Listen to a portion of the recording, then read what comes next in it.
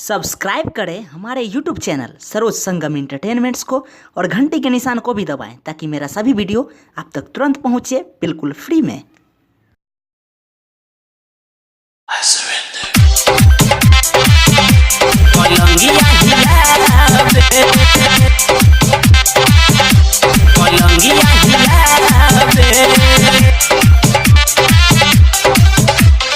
अभी आप सुन रहे हैं अंकित उजाला को, राइटर बाय किशन दीपक।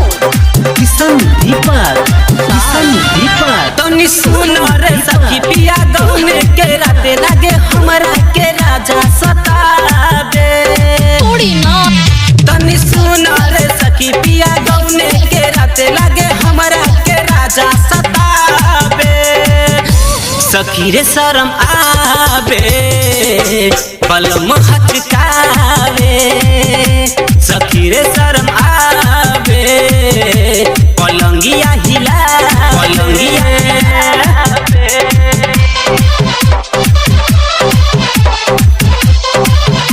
अभी आप सुन रहे हैं अंकित उजाला को, राइटर बाय किशन दीपक।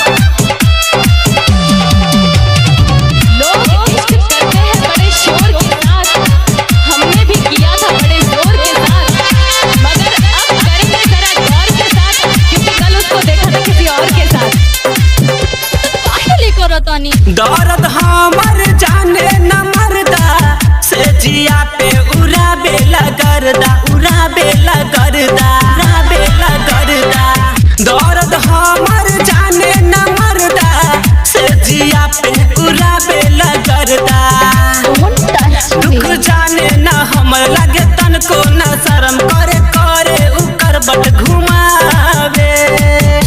सखी रे शर्म आवे पलम हचकावे, सखी रे शर्म आवे पलंगिया हिलावे।